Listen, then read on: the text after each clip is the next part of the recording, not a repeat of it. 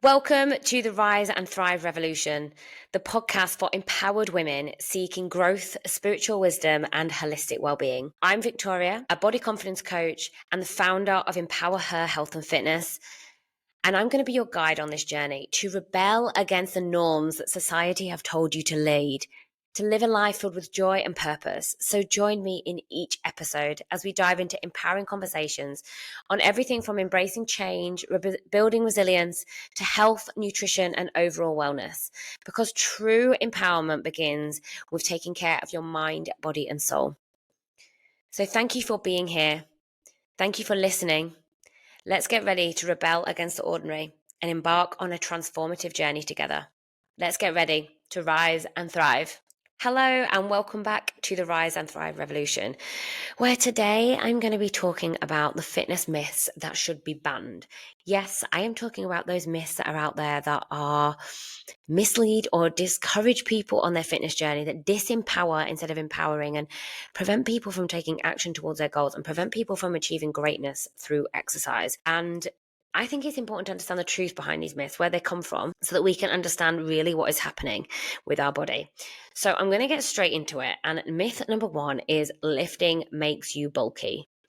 If I had a pound for every time someone says to me, I don't want to get too big, I don't want to get too muscly, I don't want to get too this, I just want to say, like, Arnold Schwarzenegger did never say, I hope I don't get too muscly, because he was training probably for about 5-6 hours a day, every day, to get that big and strong.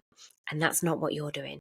If only it was that easy to build muscle. If it was that easy to build muscle, your life would be a lot easier if you are aiming to achieve a physique of tone, that tone word that I don't particularly like, but we'll use it today because actually what lifting weights does is it helps you build lean muscle, which can give you that appearance of a more toned appearance, a more like athletic, a more solid appearance, opposed to the kind of like maybe the sort of more softer one. So you're not going to go to the gym in 6 months, a year, and suddenly come out looking like Arnie or looking like an athlete. I'm sorry about that. I really am, but you're not. And you might do if you are suddenly training 2-3 hours a day and eating the right food and following a certain protocol. But the average person's just going to the gym to get a bit stronger, to be healthier, to have stronger bones, is not going to get bulky from lifting some dumbbells and doing a couple of deadlifts. It's just not going to happen, guys. I'm really sorry about it, but it isn't. And the reason, this is one, to start with, women have lower testosterone levels. And testosterone is what helps us build muscle. So women in particular are less likely to bulk up due to lower testosterone levels, but also, as discussed, you are just not doing enough to end up like that. It takes years. These athletes that you see that are looking, really, really bulky, really, really strong and toned, and it's taken a long time. It's taken years, long time. And I'm going to say it, some of them have had assistance. Some of them may or may not be, assisted with that. So you're not just going to go to the gym and pick up a dumbbell and end up too bulky. You're just not. I wish you would, because if you were, it would make my life a lot easier because you would get results a lot quicker, but it's not going to happen. What it can do is give you, benefits like increased metabolism, improved bone density, increased overall strength, make you feel like a fucking badass, make you the strongest person in the nursing home, make you feel fit, strong, and able to life. And actually having a strong body can help in so many ways. Even if you do have an injury, God forbid, or an accident, your body's going to recover faster the more muscle mass you've got. So it is just really important to do strength training, and it's really important to not think that you're going to get bulky from doing it. Myth number 2. You need to work out every day to see results. No, please no. Quality over quantity. You only improve on the days you recover. So if you train 7 days a week, you are not improving until you take a recovery day. Muscles grow and repair and recover during rest, so overnight and when we take rest days, making it essential to make progress. So when there are people out there doing a specific type of training that I'm not going to name, I nearly named it, but I'm not. I used to do it. In fact, I am going to name it because this was me. I used to actually do a lot of CrossFit, and I was training 6-7 times a week. Now, this is not a thing against CrossFit, by the way. Please don't all come at me. I love CrossFit. It served me at the time I was in my life at that time, but I can see now what I was doing wrong. I was like freaking out because I wasn't getting stronger, but I was never taking a rest day. I just wasn't recovering. And the body isn't built like that. And hey presto, 5 years later, I reaped the benefits of hormone hell from not listening to my body and from overdoing it. So it is so important to slow it down, take recovery days, listen to your body, especially as a woman. If you are training 5, 6, if you're doing 6 or 7 days a week, maybe give me a chat, have a chat with me. Let's have a chat. But if you are training consistently a lot and a lot of volume, 5, 6 days a week, and you're doing that throughout your cycle, you're not listening to your body, because your body, the human body, the female body, does not want to do the same thing every week, every day. There's going to be days where you need to slow it down. And this is really, really important, because you literally only improve on the days you recover. This is how steroids work. So steroids actually help you recover faster. You don't take steroids and they make you gain a pound of muscle. What they do is they enable you to recover faster, so you can lift the same amount or more in the days after. So when you exercise, you tear your muscles. Then when you take steroids will increase the capacity that your body can recover and repair. It will repair the muscles so that you can then go on and carry on training at the same capacity every day. Please don't go out and start taking steroids because you want to train a lot. But if you're someone that is training a lot and not taking steroids, you're not recovering. So you're not improving. So you're just not doing a lot. Go and headbutt a wall. It might be a bit more enjoyable than not taking rest days. And a balanced routine that includes strength training, that includes cardio, includes flexibility, and includes rest days is going to be the one that wins. It is so important to recover. If you train, perhaps some days you've got to do 3 days in a row and then you have 4 days off because of how your routine works, it's okay. But ideally, we would say, you might do 2 days, you might have a day off, you might do another day. Trying to take rest days, in between sessions. And if you train hard, your legs are sore, you don't push the same on the session the next day. You just can't. And when I was doing CrossFit, I used to expect my body to do the same it did the day before. I'd do a workout like the day before. I remember when I was doing the CrossFit Open, and I would be like doing some horrendous workout. And, I enjoyed it at the time, guys. This is not a slate on CrossFit at all, but it's my experience. And I would do a workout on a Friday evening and I would smash it. It would be insane. It would be hard. And my body would be in bits, and I would be back at the gym at 9 a.m. the next day. And then I would be wondering why I wasn't able to lift the same or wasn't able to perform the same. It wasn't fucking normal. I shouldn't have been doing that. I needed to take a rest day. I just did essentially a competition on the Friday. Why was I still training on the Saturday? Who knows? That's just where I was at. That was the era I was in. And if I'd listened to my body and taken a rest day on the Saturday and perhaps gone and trained on the Sunday, I'd have probably found I enjoyed it more. I'd have found that I was getting better progress. I would have progressed so much faster. And I remember I was trying to learn these moves, these CrossFit moves, and I was never getting anywhere. And I look back now and I'm like, yeah, no wonder, because you weren't giving yourself time to rest and recover. You were just doing a workout and then expecting your body to be able to do all these funky things. And yeah, from someone, I have walked the walk, so I can therefore talk the talk. It is really important to rest to see results. So please, if you are someone that is exercising, day in, day out, think about that. And when rest, I mean rest. I don't mean like I did a 5K run instead. No, rest. That means resting, not doing a lot. Maybe a gentle walk, maybe a little bit of gentle yoga, but not power yoga. That wouldn't count. Just some gentle stretching. Like that's what people do. They think, oh, I'm taking a rest day, but then they go and do a power yoga session.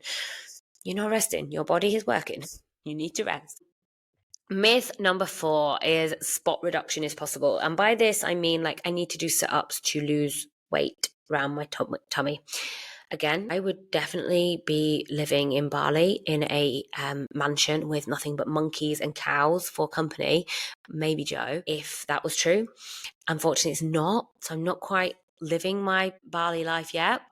It is a real misconception that people think you've got to do sit-ups to lose weight, sit-ups to get a flatter stomach. And actually fat loss occurs evenly across the body, and it is like, targeting areas alone won't burn fat in specific areas. So yes, unfortunately you probably have an area of your body that that maybe holds on to more fat, or you gain fat there faster than anywhere else. It's just your body and it's how it does it. When you lose weight everywhere. You can't say to your body, hey, I just really want to lose weight off my shoulders, but I want to keep it on my ass.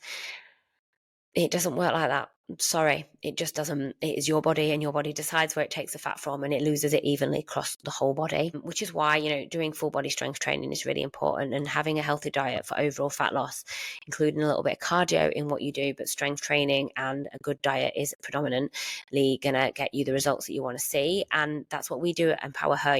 Most of our sessions are full body. We may have like a lower body focus day where they come in and they do some squats, but then the next part of the workout, the cardio bit, we'll use the full body, because it is important just to you're gaining strength throughout the full body. And going in doing these split days, and again, sorry, I'm going to be going about another type of exercise now, bodybuilding, which again I have done. I've walked the walk, so therefore I can talk the talk. Fantastic way to train. Also, I'm not, that's great, I'm just in a different era now. But for most people, going in and training bis and tris, biceps and triceps, that is, it's not, for the average person, the average woman, it's just really not effective. They want to be going in and moving mass, and the time's short, they've got a short amount of time, they want to be using it effectively, getting a bit of a sweat on, moving, using as many muscles as possible, not just moving your biceps and your triceps.